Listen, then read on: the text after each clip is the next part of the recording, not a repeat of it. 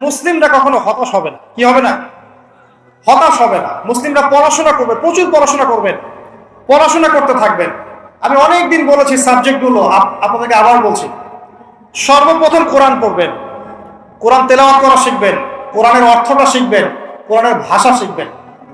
এই ভাষা শেখার জন্য কওমি মাদ্রাসার আলেমদের কাছে গিয়ে পড়ে থাকতে হলে পড়ে থাকবেন, ভাষা শিখবেন। ইমাম শাফিঈ রাহিমাহুল্লাহ বলেছিলেন, কোরআন শেখা মুসলিমদের উপর যেমন ফরজ, এর ভাষা শিক্ষা করাও ফরজ। ভাষা না শিখলে আপনি কোরআন বুঝতে পারবেন না। কোরআন পড়া হয়ে গেলে বা পড়তে পড়তে একটা ভালো লেভেলে চলে গেলে আপনি এই যে নাহু সরফের কিতাবগুলো শেষ করবেন। তারপরে আপনি চলে যাবেন হাদিসের বইয়ে। হাদিসের ছোট ছোট বইগুলো আগে পড়বেন, আগে বড় বড় বই পড়বেন না। অনেকেই ভুল করেন আপনারা, আমাদের যুবক ভাইরা একটু বেশি ভুল করে এখানে। হেদায়েত পেয়ে সবার আগে সহিহ বুখারী হাতে নিয়ে বসে থাকে। এটা ঠিক না ভাই। এটা কেন ঠিক না আপনি এখন বুঝতে পারছেন না, কারণ আপনি এক লাফ দিয়ে তো মেডিকেল সায়েন্সের বই পড়তে পারবেন না। আপনাকে গ্র্যাজুয়ালি যেতে হবে। প্রথমে আপনি পড়বেন হাদিসে আরবাঈন, এরপরে পড়বেন আপনি রিয়াদুস সালেহিন, বুলুগুল মারাম মিন আদিল্লাতিল আহকাম, মিশকাতুল মাসাবিহ, এই টাইপের বইগুলো আগে পড়বেন। তারপর আস্তে আস্তে আপনি যাবেন আবু দাউদ, তিরমিজি, নাসাই, পরে যাবেন বুখারী, মুসলিম। একটা সিস্টেম তো আছে, নাকি হঠাৎ করে লাফ দিয়ে আপনি একদম অনার্সে ভর্তি হয়ে যাবেন? হবেন? এটা কি হয় কখনো? তো এভাবেই এই যে ফয়জুল কালাম, আপনার মুনতাখাব হাদিস, এই টাইপের বইগুলো আগে পড়বেন, পরে আপনি বড় বড় বইগুলো পড়বেন। হাদিসের বই পড়া শেষ, ইতিহাসের বই পড়বেন, ইসলামের হিস্ট্রি সব বইগুলো পড়বেন। আবু বকর সিদ্দিক রাদিয়াল্লাহু আনহুর খেলাফত থেকে শুরু করে একদম ওমর, ওসমান, আলী, তারপর উমাইয়া খেলাফত, তারপরে আব্বাসীয় খেলাফত, তারপরে আপনার ফাতেমি সাম্রাজ্য, তারপরে আপনার এদিকে এই যে আপনার মামলুকদের শাসন, কর্ডোভার ইসলামিক শাসন, ওসমানীয় খেলাফত, এই পুরো বিষয়গুলো আপনাকে পড়তে হবে। একদম এই যে 1915 সাল পর্যন্ত বা 1921 সাল পর্যন্ত যে হিস্ট্রিটা আছে, এই 1400 বছর ইতিহাস আপনাকে জানতে হবে। যে জাতি তাদের ইতিহাস জানে না, তারা হীনমন্যতায় ভোগে। আমরা জানি না তো আমরা কাদের সন্তান, জানেন? ইতিহাস পড়েন, দেখবেন ইতিহাসের পাতায় পাতায় লেখা আছে যে মুসলিমরাই এই বিশ্বকে শাসন করেছে। হিস্ট্রির পাতায় পাতা লেখা আছে। এখন এই কথাটা কারো মাথায় নেই, এটাই বাস্তব। অতএব ইতিহাস পড়তে হবে আপনাকে। ইতিহাসের পরে আপনি পড়বেন ফিকহ। ফিকহ মানে হচ্ছে গভীর জ্ঞান। ফিকহের যে ক্লাসিক্যাল বইগুলো আছে, হানাফি মাযহাবের, অন্যান্য মাযহাবের, এইগুলো আপনি পড়বেন। এখানে আপনি সাম্প্রদায়িক হবেন না, জ্ঞানটাকে উদার করবেন, মৌমাছির মতো হয়ে যাবেন। যেখানে জ্ঞান সেখানে চলে যাবেন, যেখানে জ্ঞান সেখানে যাবেন। এমন করবেন না যে আপনি একজন আলেমকে ফলো করেন, তারই বক্তব্য শুনবো, তারই বই পড়বো, অন্য কারো বই পড়বো না, বক্তব্য শুনবো না, এমনটা করবেন না। এই টাইপের কাজ যারা করেছে, এরা ওই সাতকারার হাতি দেখার মতো অবস্থা হচ্ছে। কথা বুঝতে পারছেন না? একটা হাতির, কেউ বলছে হাতিটা খাম্বার মতো, কেউ বলছে পাখার মতো, কুলার মতো, ইত্যাদি। এক একজন এক একটা অংশ পেয়েছে। ইসলাম একটা প্রশস্ত বিষয়, এই জন্য ফিকহের প্রশস্ত বিষয়গুলো পড়বেন। তখন দেখবেন যে আমলগুলো করা হচ্ছে, আপনারটার যেমন দলিল আছে, ওই ভাইয়েরটারও দলিল আছে। কথা বুঝতে পারছেন না? তখন দেখবেন যে ওই ইখতিলাফি মাসআলাগুলোকে নিয়ে আর মসজিদ ভাগ হবে না ইনশাআল্লাহ। কেন ভাগ হয়? কারণ আমরা ফিকহের গভীর জ্ঞান জানি না। মনে করে আমি যেটা করছি এটাই সহি, বাকিরা যেটা করছে ওটা ভুল, জাল জয়ীফ। জাল জয়ীফের আপনি কি বোঝেন? আপনি কি মুহাদ্দিস? আপনি বড়জোর বলতে পারেন হাদিসটাকে অমুক মুহাদ্দিস জাল বলেছেন, এটা বলতে পারেন আপনি। যাই হোক, এখানে অহংকার প্রদর্শন করা ঠিক হবে না। ফিকহের ক্ষেত্রে উদার হয়ে যাবেন, কারণ আমরা মুসলিমরা সবাই ভাই ভাই, আমরা সবাই ভাই ভাই। আমাদের মধ্যে কিছু বিষয়ে ইখতিলাফ থাকতে পারে, এবং এটা ছিল, আছে এবং থাকবে। এর মানে এই নয় যে আমি একমাত্র জান্নাতের সার্টিফিকেট প্রাপ্ত আর তারা সবাই বাতিল ফেরকা, এমন নয় বিষয়। সবার মাঝেই কল্যাণকর অনেক বিষয় আছে, আপনি কল্যাণটা নিয়ে নেন, অকল্যাণকর বিষয়গুলো ছেড়ে দেন, ব্যাস, সিম্পল। কারণ এখন মুসলিমদের ঐক্যটা অনেক বেশি দরকার। যদি মুসলিমদের ঐক্য থাকতো, আজকে এই দুর্দশা হয়তো হতো না। ঐক্য নাই, কোনো বেজ নাই, সবাই তো এখন কামড় দিবে, তাই দায়ী, অন্যকে দায়ী করার দরকার নাই তো। দোষ তো আমার, দোষ তো আপনার, আপনি আমি তো এক হই নাই, তো মানুষের দিকে আঙুল তোলার দরকার নাই তো। পরিস্থিতি আরো খারাপ হবে, এবং খারাপ হলে আমরা অবাক হব না। মায়ের যদি আরো বেশি খাওয়া হয়, আরো অবাক হওয়ার কিছু নাই, কারণ এটা খাওয়ার যোগ্যতা অর্জন করে ফেলেছি আমরা। আগে নিজেদের ভুলগুলো শুধরাই, আগে নিজেদের ভুলগুলো শুধরাই, তারপরে দেখবেন ইনশাআল্লাহ তাআলা আল্লাহ পাক কবুল করলে আল্লাহ পাক এমন জায়গায় মুসলিমদেরকে নিয়ে যাবেন যখন তাদের দিকে কেউ আঙ্গুল তুলতে পারবে না ইনশাআল্লাহ। কিন্তু নিজের ঘরগুলো আগে ঠিক করেন, ঈমান ঠিক করেন, আকীদা ঠিক করেন, আমল ঠিক করেন, পরিবার ঠিক করেন, রিজিক ঠিক করেন, ইউনিটি ঠিক করেন, দেখবেন আস্তে আস্তে আস্তে মুসলিমরা এগিয়ে যাবে ইনশাআল্লাহ। একবারে কোনো কিছু হয় না, কখনো রাতারাতি কোনো কিছু পরিবর্তন হয় না। আমার কথায় কষ্ট পাচ্ছেন? আমি একটু প্র্যাকটিক্যাল কথা বলি আর কি। এটাই প্র্যাকটিক্যাল বিষয় আমার কাছে মনে হয় যে প্রথমত আমাদের মধ্যে ত্রুটি আছে, আমাদের মধ্যে ল্যাকিংস আছে, আমাদের মধ্যে ত্রুটি আছে, দোষ আছে। এগুলোকে আমাদেরকে সলভ করতে হবে, তারপরে আমরা সামনে আগাতে পারবো। আর যদি দোষগুলো আরো বাড়তে থাকে ডে বাই ডে, তাহলে আমাদের অধঃপতনও বাড়তে থাকে, কেউ ঠেকাতে পারবে। এই যে বললেন কতজন কোরআনের জন্য জীবন দিতে চান, বলেন সবাই চাই। জিজ্ঞাসা করলাম কতজন পড়তে চান কোরআন, দেখলেন হাত নাই, 10টা হাত উপরে। কিভাবে হবে? আমাকে বলেন কিভাবে সম্ভব? সাহাবায়ে কেরাম রাদিয়াল্লাহু আনহুম কি এমন ছিলেন যে সাহাবীদের হাতে আল্লাহ পাক ইসলামের বিজয় দিয়েছিলেন? তারা কি এমন ছিলেন আমাদের মতো? কোরআন পড়তে জানতেন না, অর্থ বুঝতেন না, এরকম ছিলেন? আমল করতেন না, নামাজও পড়তেন, সুদও খাইতেন, এমন ছিলেন? বছর বছর হজ উমরা করতো, ঘুষও খাইতো, এমন ছিল? বা ব্যক্তিগত জীবনে খুব ইমানদার, অর্থনৈতিক জীবনে ইমান নাই, এমন ছিল? ছিল না। তারা পরিপূর্ণভাবে ইসলাম পালন করার চেষ্টা করতেন। এটাই আমাদের করা উচিত প্রথমত। এটা আমার প্রথম নসিহত। তো ভাই, প্রিয় ভাইরা, অনেক কঠিন কথা বলে ফেলছি মনে হয়। আচ্ছা আসুন, প্রথম নসিহত ভাই, পড়াশোনা করেন। যে কটা সাবজেক্ট বললাম, কোরআন, হাদিস, ইতিহাস, ফিকহ, এগুলোর সাথে জড়িয়ে নেবেন। আপনি জেনারেল লাইনে যেগুলো পড়ছেন সেগুলো অবশ্যই পড়বেন।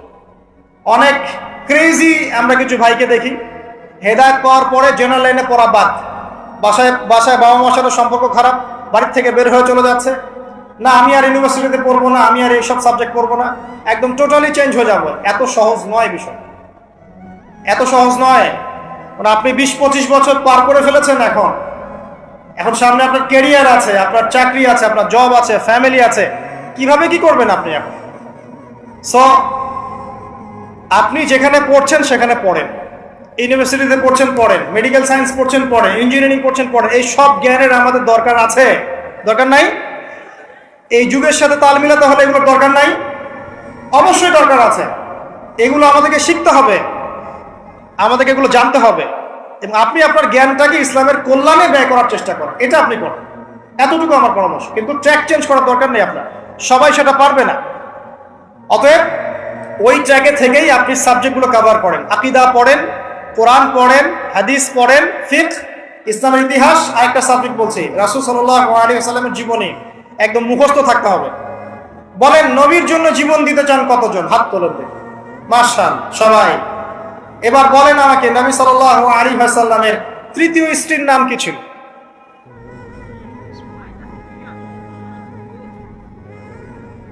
কে বলেছেন? আপনি আমার কাছে একটা হাদিয়া নিয়ে যান আজকে। একজন ব্যক্তি সঠিক উত্তর দিয়েছে। আপনি কি দেখতে পাচ্ছেন নবীর প্রতি কত ভালোবাসা আমাদের? একজন উত্তর দিতে পেরেছে।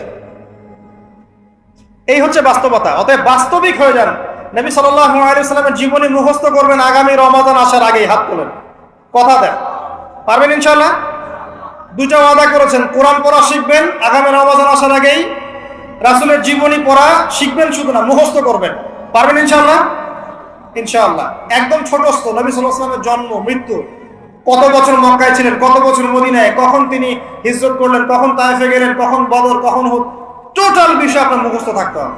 পারবেন ইনশাআল্লাহ তাআলা। আল্লাহ পাক তৌফিক দান করুন। তখন সত্যিকারের আশিকে রাসূল হতে পারবো। এখন শুধু কথায় কথায় আশিকে রাসূল বলে লাভ নেই। আমার কথা কষ্ট পাচ্ছেন? বাস্তবতা এরকম ভাই। জানেন, ইসলামের বিরুদ্ধে যারা কাজ করে তারা 24 ঘন্টা পরিশ্রম করে।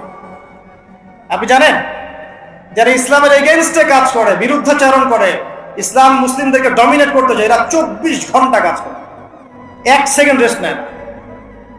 গোছানো কাজ, মেহনতের কাজ, জবাবদিহিতামূলক কাজ, কোনো দুর্নীতিহীন কাজ। ওদের উদ্দেশ্য হচ্ছে ইসলামকে দুনিয়া থেকে মিটিয়ে ফেলে দেবে। আর আমরা মনে করি যে আমরা তো মাশাআল্লাহ জান্নাতের সার্টিফিকেট পেয়ে গেছি, আমরা মরলেই জান্নাত নিশ্চিত, তাই না? আমরা আল্লাহর একদম কবুলিয়ত প্রাপ্ত। আমরা নবী সাল্লাল্লাহু আলাইহি ওয়াসাল্লামের খাঁটি উম্মত, আমাদেরকে কে ঠেকায়, আমাদের ভাবখানে এমন। এই চিন্তা করতে করতে বিগত 100 বছরে আজকে আমাদের অবস্থা হচ্ছে। একদিনে হয়নি, বিগত 100 বছরের অবস্থা হচ্ছে।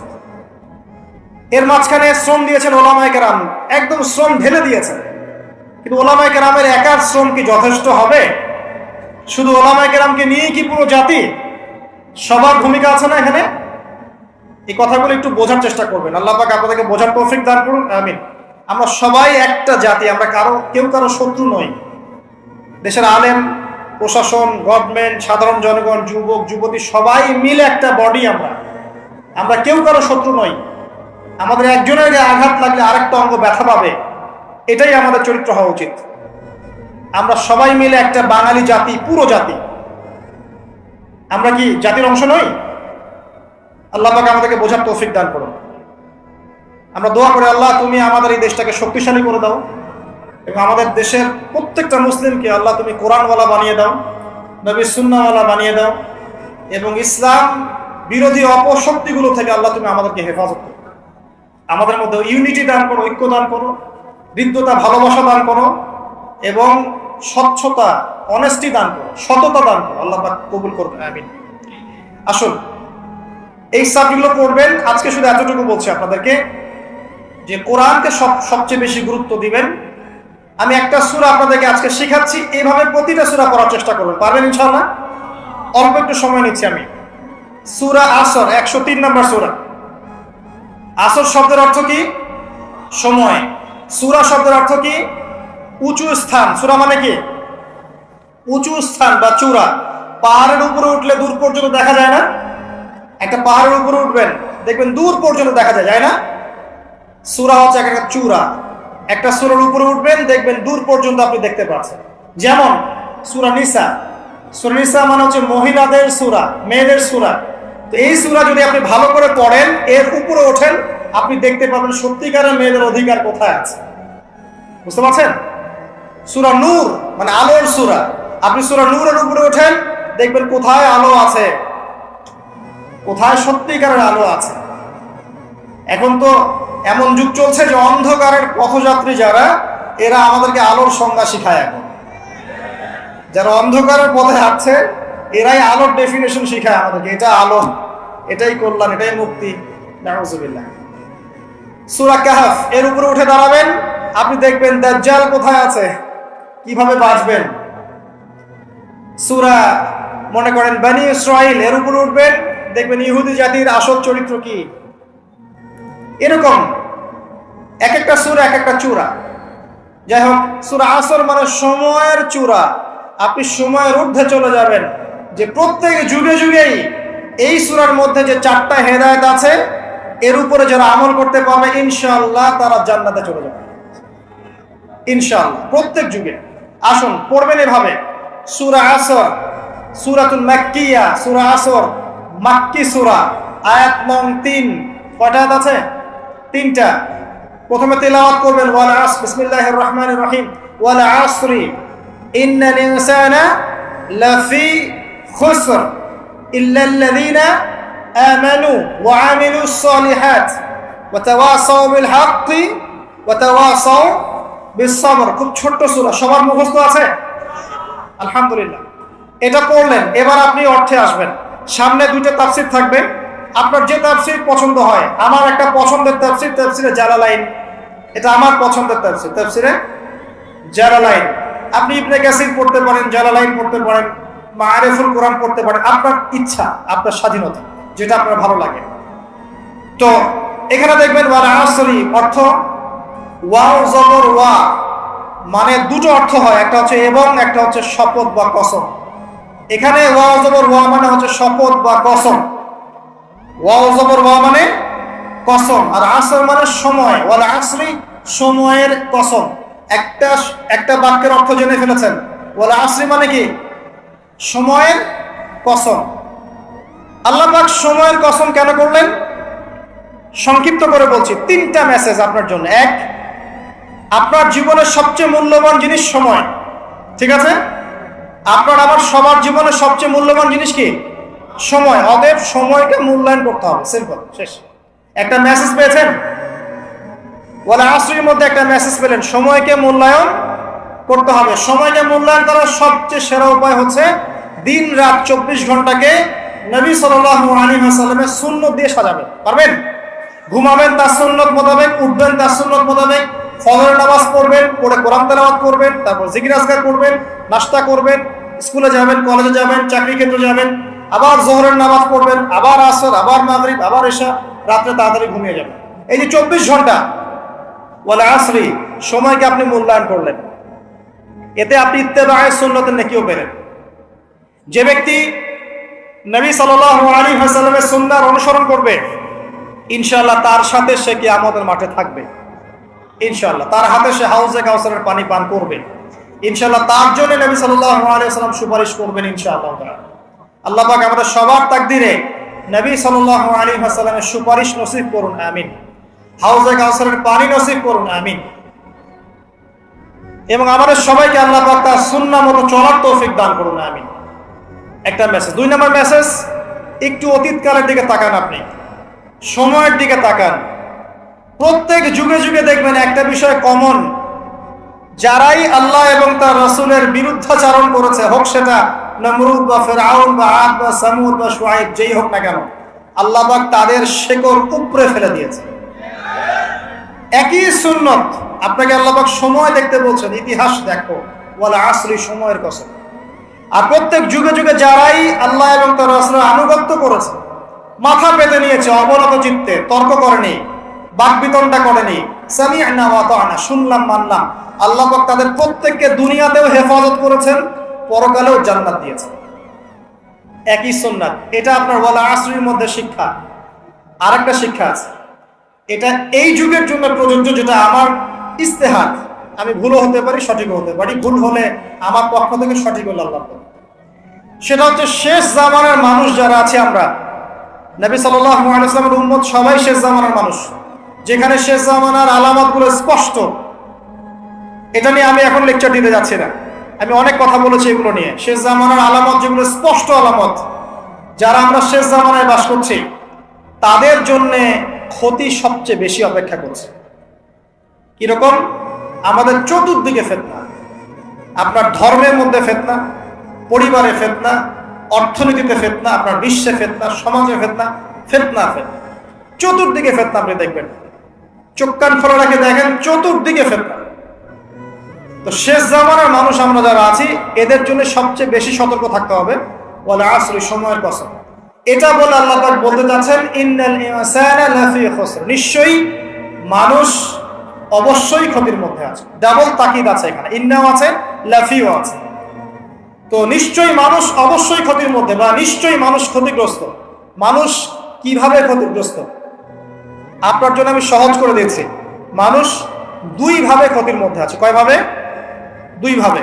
1, ইহকালে মানুষ ক্ষতির মধ্যে আছে, আর 2, পরকালে মানুষ ক্ষতির মধ্যে আছে। ইহকালে কেমন ক্ষতির মধ্যে আছে?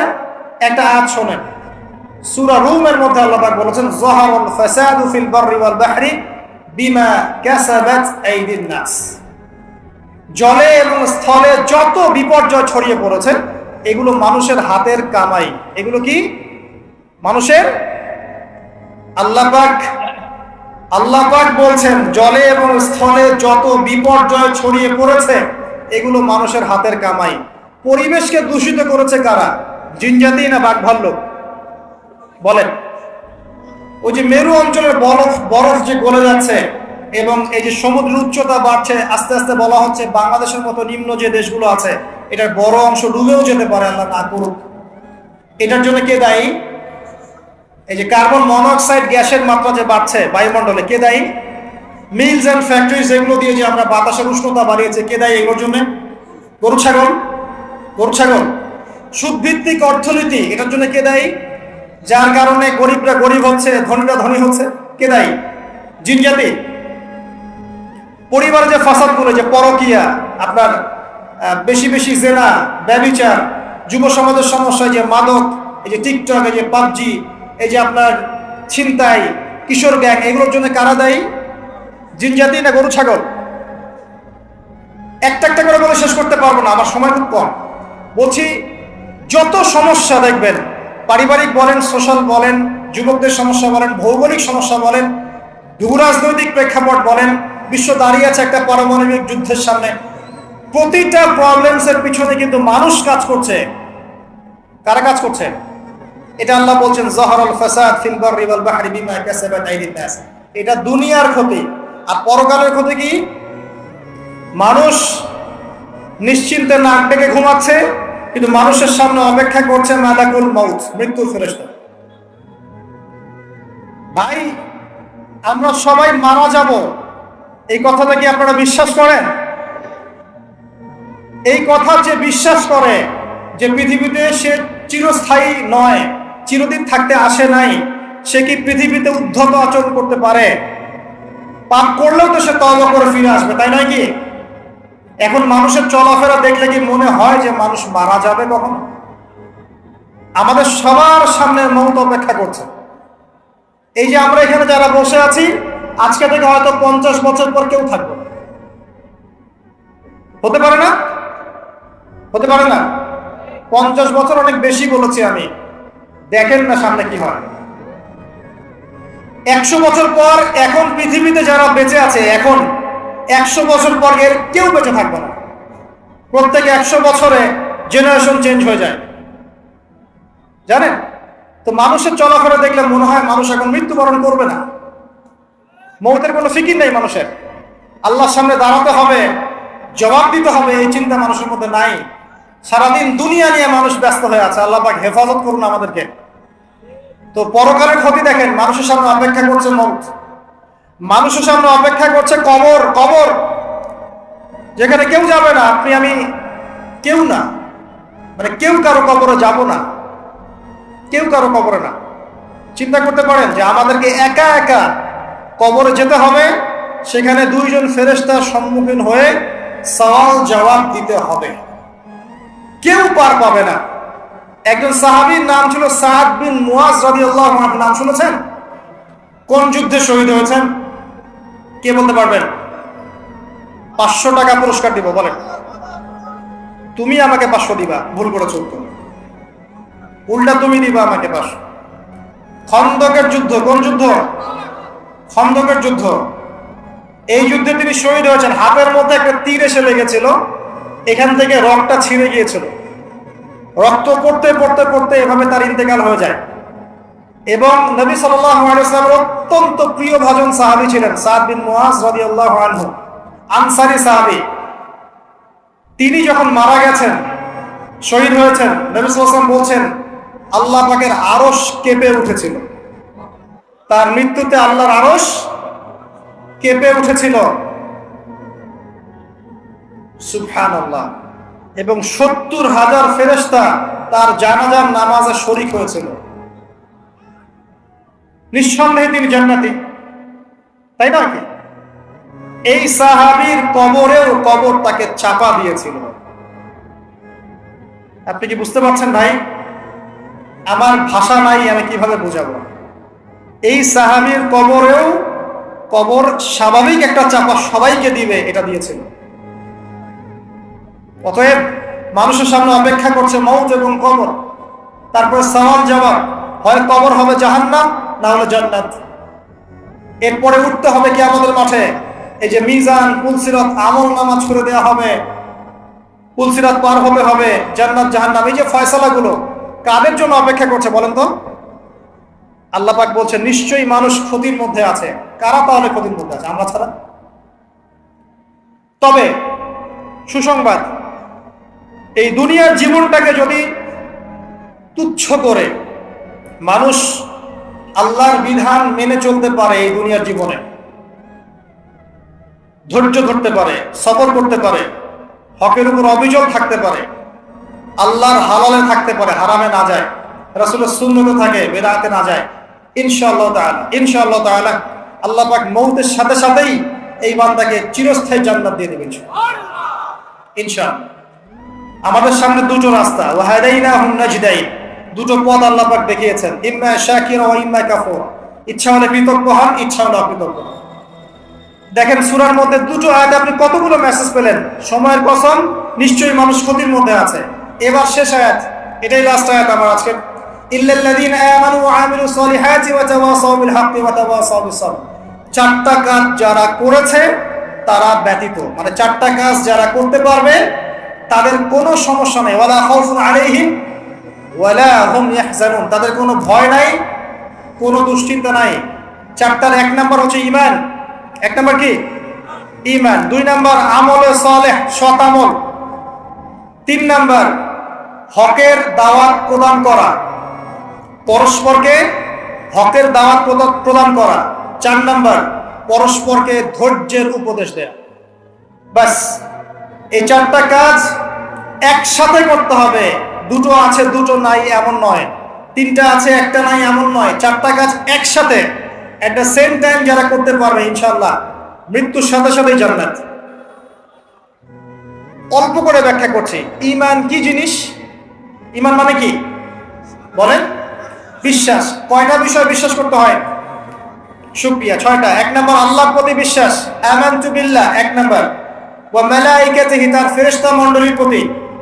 ওয়া কুতুবিহি, তার আসমানি কিতাব সমূহের প্রতি। 4 ওয়া রুসুলিহি, তার রাসূলগণের প্রতি। 5 ওয়াল ইয়াউমিল আখির, পরকালের প্রতি। 6 ওয়াল কদরি খায়রিহি ওয়া শাররিহি, তাকদীরের ভালো এবং মন্দের প্রতি বিশ্বাস। আল্লাহর প্রতি বিশ্বাস মানে এক কথায় আপনি আল্লাহর তাওহীদে থাকবেন, শিরক করবেন না, ঠিক আছে? এক। ফেরেশতা মণ্ডলীর প্রতি বিশ্বাস মানে আল্লাহ পাক অসংখ্য ফেরেশতা সৃষ্টি করেছেন, বিভিন্ন কাজে নিয়োজিত করেছেন, যাদেরকে আমরা দেখি না। এই দুনিয়াতে খালি চোখে দেখা যাবে না, মৌতের সাথে সাথেই দেখা যাবে ইনশাআল্লাহ। বিশ্বাস করতে হবে। এগুলোকে বিজ্ঞান প্রমাণ না করলেও বিশ্বাস করতে হবে, কারণ বিজ্ঞান সবকিছু চূড়ান্ত ব্যাখ্যা দিতে পারবে না। পারবে? বিজ্ঞানের একটা সীমাবদ্ধতা আছে, আল্লাহর জ্ঞানের কোনো সীমাবদ্ধতা নাই। সিম্পল। 3 নাম্বার ওয়া কুতুবিহি, অনেক আসমানি কিতাব আল্লাহ পাক নাযিল করেছেন। শুধু কোরআনই একমাত্র আসমানি কিতাব নয়, এর আগে আল্লাহ পাক নাযিল করেছিলেন তাওরাত, জাবুর, ইনজিল, এগুলো তো সবগুলো আল্লাহর পক্ষ থেকে এসেছিল, কিন্তু মানুষ এগুলোকে বিকৃত করেছিল যুগে যুগে। এই জন্য আল্লাহ পাক সর্বশেষ ফাইনাল টেস্টিমেন্ট হিসেবে আল কোরআন নাজিল করেছেন। কিয়ামত পর্যন্ত এরপরে আর কোনো নবীও আসবে না, কোনো কিতাবও আসবে না। যদি কেউ বলে না কিয়ামতের আগে নবী আসতে পারে, কি বলবেন? হ্যাঁ, যদি কেউ বলে যে না কিয়ামতের আগে আরো নবী আসতে পারে, কেউ যদি বলে যে জনৈক ব্যক্তি ছিলেন যিনি হচ্ছেন ঈসা আলাইহিস সালাম, আপনি কি বলবেন? জনৈক ব্যক্তি নিজে মাহদি এবং তিনি ঈসা, দুটাই। এমনও ব্যক্তি নাকি চলে গেছেন পৃথিবী থেকে যিনি নিজে ইমাম মাহদিও ছিলেন আবার ঈসাও ছিলেন। সুবহানাল্লাহ। আর মানুষ এগুলো কথা বিশ্বাসও করছে, এদের কথা শুনে মানুষ আবার ধর্ম ত্যাগও করছে। সুবহানাল্লাহ, সুবহানাল্লাহ। কত বড় অজ্ঞ হলে মানুষ এতদূর পর্যন্ত জাহেল হতে পারে, চিন্তা করেন। তাহলে কনস্ট্যান্টিনোপল জয় হবে কবে? আর মালহামাই বা হবে কখন? মাহদি যদি এসেই থাকে। তাহলে দাজ্জালের হত্যা আবার কখন করা হলো? ঈসা ইবনে মারইয়াম যদি এসেই থাকে, তাহলে মসিহুদ দাজ্জালকে কোথায় মারা হলো? আর কে বলেছে যে দাজ্জাল একটা সভ্যতার নাম? নবী সাল্লাল্লাহু আলাইহি ওয়াসাল্লাম বলেছেন ইহুদি যুবক, দাজ্জাল ইহুদি যুবক, কোকড়ানো চুল, শক্তিশালী দেহ, যে সারা বিশ্বকে শাসন করবে। এমন কেউ কি বের হয়েছে ইসরায়েল থেকে? সুবহানাল্লাহ। কেউ যদি বলে ভাই টেলিভিশনে প্রচার করে, অনলাইনে প্রচার করে যে আমি নবী, আমি মাহদি, আমি ঈসা, আল্লাহর ওয়াস্তে এগুলোকে বিশ্বাস করতে যায় না, ঈমান হারা হয়ে যাবেন, জাহান্নামে যেতে হবে। যতই টাকার প্রলোভন দেখ, চাকরির প্রলোভন দেখ, জমি জমা দেখ, আল্লাহর ওয়াস্তে ধর্ম ত্যাগ করুন। আমার কথার ইশারা বুঝে নেন, সব কথা পাবলিকলি বলা যায়, ঠিক আছে? অনেক নবী রাসূল আল্লাহ পাক পাঠিয়েছেন, সর্বশেষ নবীকে মুহাম্মদ সাল্লাল্লাহু আলাইহি ওয়াসাল্লাম। আর কোন নবী আসবেন নাকি বিশ্বাস করেন আসবেন?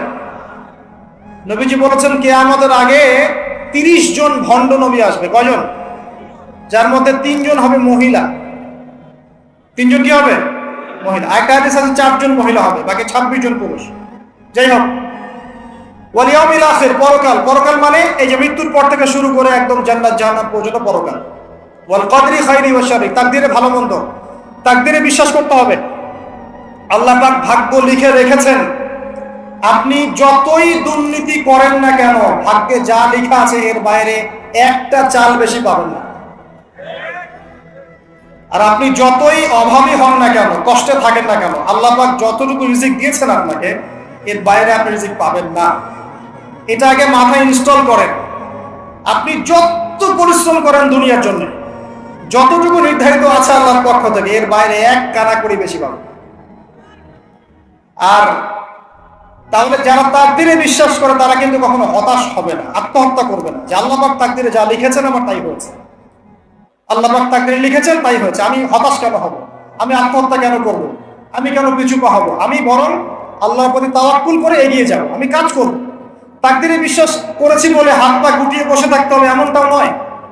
আপনি কাজ করবেন, পরিশ্রম করবেন, আল্লাহর প্রতি তাওয়াক্কুল করবেন, এগিয়ে যাবেন, এরপরে বিশ্বাস রাখবেন আল্লাহ যা রেখেছেন তাই হয়েছে, আমি চেষ্টা করেছি আলহামদুলিল্লাহ।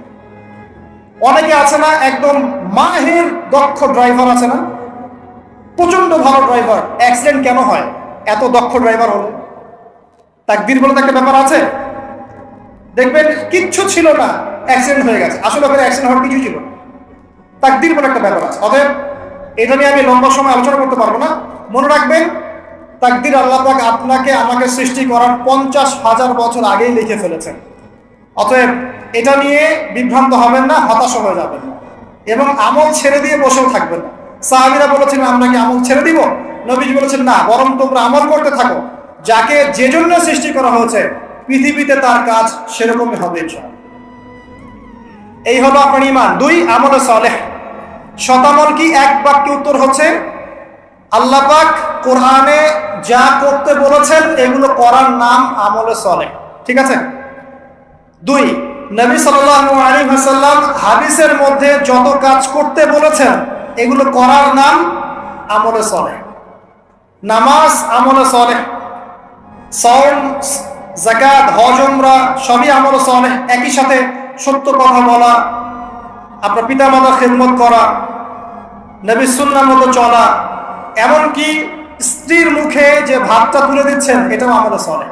এমনকি মুসলিম ভাইয়ের সাথে সাক্ষাতে যে হাসি মুখে কথা বলছেন এগুলোও আমলে সালেহ। ছোট থেকে ছোট, বড় থেকে বড় যত নেক কাজ আছে সবগুলো করাই কি? আমলে সালেহ। আর একই সাথে কোরআনে এবং সুন্নাহে আল্লাহ এবং তার রাসূল যে কাজগুলো করতে নিষেধ করেছেন সেটা যত ছোট হোক আর যত বড় হোক এগুলো না করা হচ্ছে আমলে সালেহ।